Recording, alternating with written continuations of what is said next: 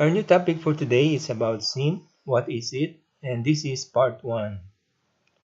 Right now, we are in this world, in our old self, and God wants us to be with Him in heaven. So He created us to be with Him in heaven. This is the will of God. So that God wills us that we reach our perfect self, wherein we are united with Him in heaven. So God's will is that we be united with Him in heaven. We have to understand this so that later when we discuss about sin, uh, we we will have better grasp of what sin is. If we just follow God's will, then we will surely get to heaven. God created us to be with Him in heaven. He He wants us to be with Him. He is doing His best so that we will be with Him in heaven. So if we just follow God's will, we will surely get to heaven. In Matthew 7, verse 21, obeying God's will is so important that Jesus said, "Not everyone who says to me, 'Lord, Lord,' will enter the kingdom of heaven." Many of us are familiar with this phrase, but we forget that this is not yet the complete sentence. So let's find out what the complete sentence is, and we will see how this sentence is connected to the will of God.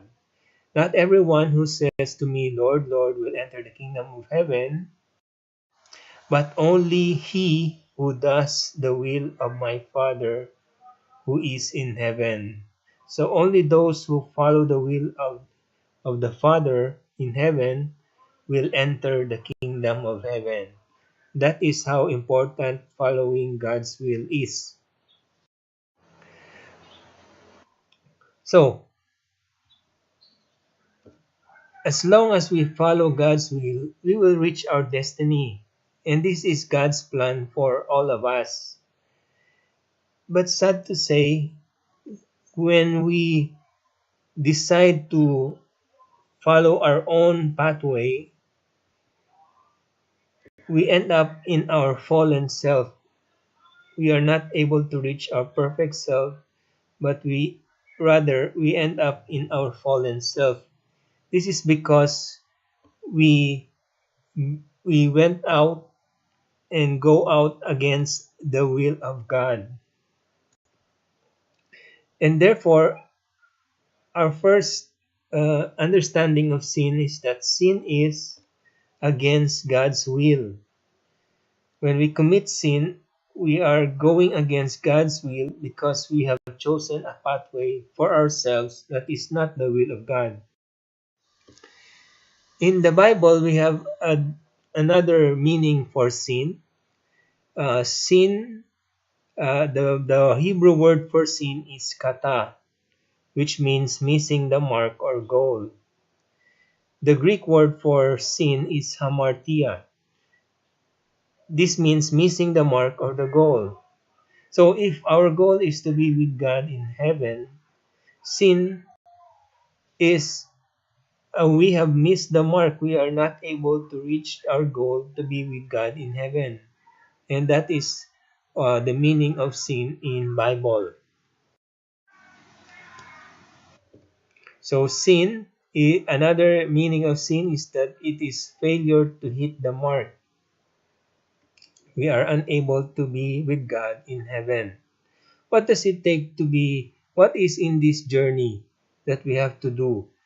We have to love God and we have to love our neighbor. That is what it takes to be in this journey to reach our goal. But some people do not do this. They don't love God and neighbor. Instead, they end up with failing to love God and failing to love neighbor, which is also the summary of uh, what the Ten Commandments is asking us to do. And the reason why they fail to love God and fail to love neighbor is because of wrong self-love. The love that is supposed to be for God and neighbor is directed towards self.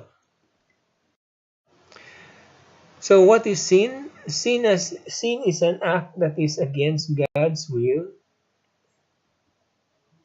And the first creature that had disobeyed God and went up against God's will is the devil himself. And when we commit sin, we are just like repeating what the devil has done in from the beginning. And because of that, you will miss the goal because you fail to do God's will. Now, we have here a question: are all sins equal? Yes or no? Which is the answer? Which is true? Yes or no? Let's find out. In John 19 verse 11, Jesus answered, "You would have no power over me if it were not given to you from above. Therefore the one who has handed me over to you is guilty of a greater sin." So we have here the answer to the question that not all sins are equal. There are sins that are great and there are lesser sins. So the more serious sins, we have a term for that. We call that mortal sins. While the less serious sins are what we call venial sins. Another question: are mortal and venial sins in the Bible? In 1 John chapter 5 verse 16 to 17, if anyone sees his brother commit a sin that does not lead to death, he should pray and God will give him life. I refer to those sins that does not lead to death. There is a sin that leads to death. I am not saying that he should pray about that. All wrongdoing is sin, and there is a sin that does not lead to death. This sin that does not lead to death, or what we understand as spiritual death, a sin that does not lead to spiritual death, our term for that is venial sin. So venial sin is just a term for what we call the sins that does not lead to spiritual death. How about mortal sin? There is a sin that leads to death. There is a sin that leads to spiritual death. And our term for that is mortal sin because it leads us to spiritual death. Now let's give a more detailed definition of venial and mortal. Venial is a lesser offense because it does not constitute a complete and direct refusal of the will of God. Mortal sin is a serious offense against God, and it constitutes three elements. So these three elements must be present in order for us to categorize a sin as mortal sin. These three elements are grave matter, perfect knowledge, and full consent. In grave matter, the sin should be serious. Example, breaking the Ten Commandments. Oh, perfect knowledge is you know very well that what you are doing is a sin. Full consent is that even though you know that it is bad, it is a sin, you still willingly went on and did the act itself. So that's full consent. If you have these three elements, then what you did is a mortal sin. So if we look at this drawing, on the left side, the person there is in a state of grace. He is still united with God. When you have venial sin, the one in the middle, you are the sin is does not totally separate you from God. But in mortal sin, you are the one who separated yourself away from God. And that is what happened. That is what is happening in mortal sin. So sin separates you from God. Now, God, well, through His mercy, will give you grace if you ask for His forgiveness through confession and through baptism. He will give you His grace. Grace unites you with God.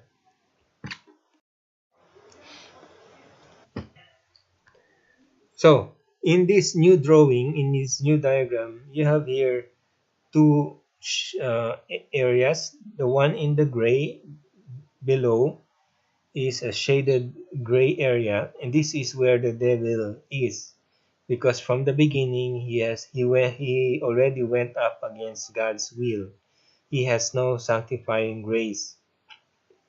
Now, you are uh, not in this place. You are on the lighter area in this drawing, because you have sanctifying grace. You have been baptized and you have received this sanctifying grace.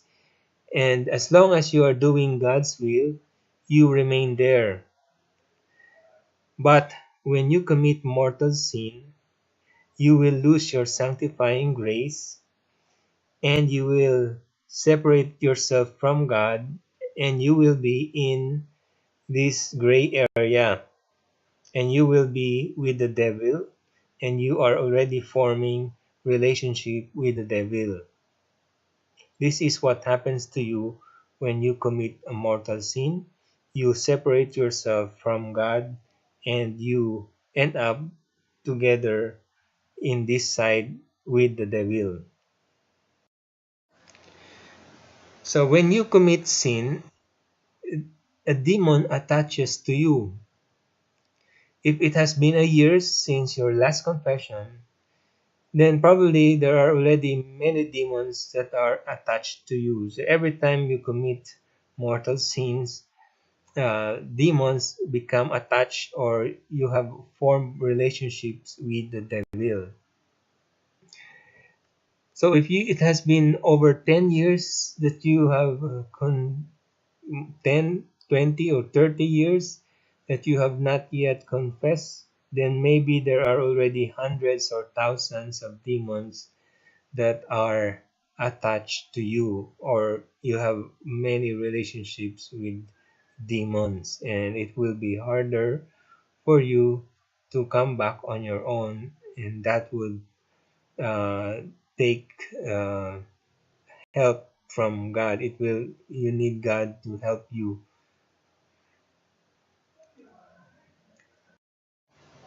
Now, in this new diagram, we can see that as long as you have this sanctifying grace, when death comes to you, when you die, you will go to heaven. Now, the opposite happens when you have no sanctifying grace, when you have committed mortal sin and you have no sanctifying grace. You will have spiritual death. You are still alive, but you already are spiritually dead. And what is waiting for you in the next life is not heaven anymore. It is hell. And so when death comes to you, you will end up in hell.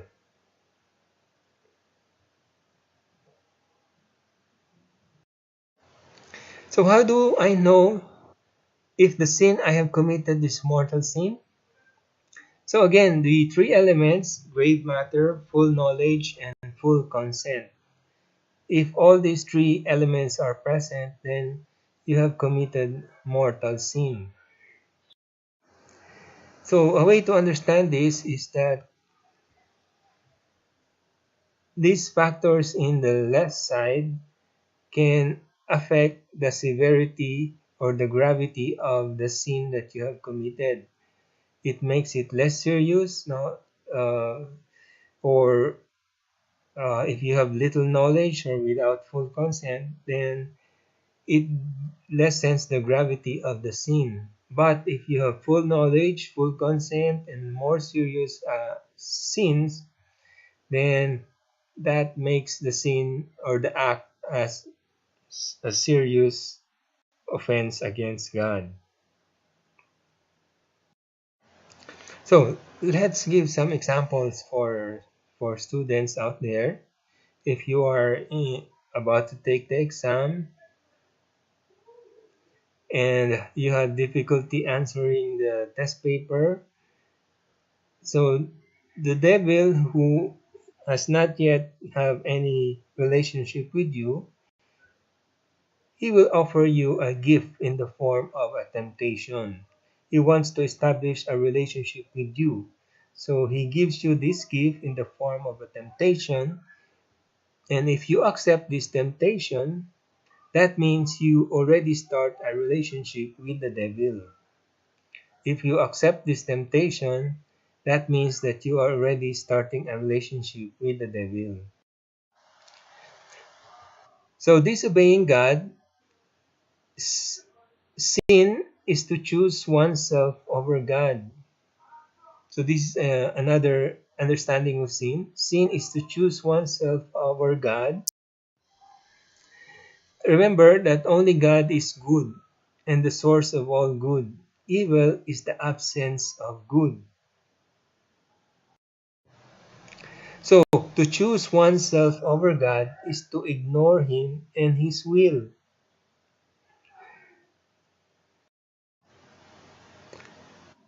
Wrong self-love leads to self-destruction and self-inflicted death. There are two kinds of self-love: wrong self-love and the correct self-love. A wrong self-love leads to self-destruction and self-inflicted death. So that ends my first part of the topic about sin. So I hope you have learned a lot, and hopefully you also go and listen to the second part of the discussion about sin. Thank you.